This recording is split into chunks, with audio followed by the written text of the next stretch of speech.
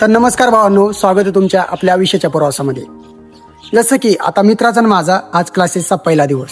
आता पहिला दिवस असल्यामुळे आम्हाला लवकर जाणं गरजेचं होतं. त्यासाठी आम्ही घरून लवकरच निघालो. मित्र आला गाडी घेऊन, मला पिकअप केलं, बॅग वगैरे घेतली आणि आलो डायरेक्ट क्लासला आल्याच्या नंतर सुरुवातीपासून काही पोरं MSCIT वगैरे करत होते, त्यांना आम्ही जॉईन केलं आणि जॉईन केल्यानंतर सरांनी आम्हाला एक पॅसेज दिलं कम्प्युटरवरती. तो पॅसेज टाईप करायला सांगितलं आणि साईटला एक मुलगा बसलेला होता. तर ते 15 दिवस आधीपासूनच MSCIT करत होता आणि मी पहिला दिवस होता माझा. इरा दिल्यानंतर मी कीबोर्ड नुसतं वाजू लागलो बोटाने, कारण मला मजा येत होती ते बटन वगैरे दाबायला, नाही का. आणि तो अचानकच घाबरला की बाबा हे आज पहिला दिवस आणि एवढी फास्ट टायपिंग तुझी काय आधी झालेली का. त्याने मला प्रश्न विचारला. मी म्हणलं नाही बाबा, मी असं सहज करतोय. अरे सहज एवढे फास्ट नाही म्हणलं, बटन वाजले म्हणलं, बस ठीक आहे म्हणलं. पण दिवसभर सरांनी आम्हाला ते एकच पॅसेज टाईप करायला सांगितलं सुरुवातीचा पहिल्या दिवशी. आणि ते पॅसेज टाईप करताना एवढे बोर झालो की सांगायचं विषयच नाही. त्यानंतर मित्रांनी मला आता बोर झालो, आता आपल्याला बाहेर निघावं लागेल. मग आम्ही तिथून बाहेर पडलो पाणी प्यायच्या निमतीने, आणि साईडला एक बाज असायची गाळ्यामध्ये. त्या गाळ्यामध्ये जाऊन आम्ही दोघं बसलो आणि म्हणलं आता 2 वर्षापासून भेटलो, अजून परत चर्चा रंगल्या, आला एवढे दिवस आले, जर 2 वर्ष आपण अजून कायम सोबत असलो असतो, अजून आपली लाईफ वेगळीच असती, असे काही डिस्कशन आम्ही करत होतो.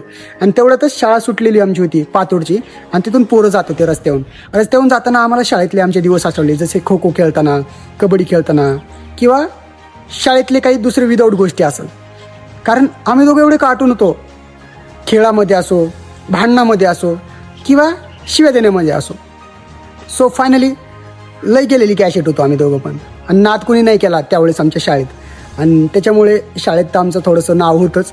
आणि आता मित्र वगैरे सगळे लांब होते, आम्ही दोघंच होतो कायम जवळ, आणि अजून पण आहेत.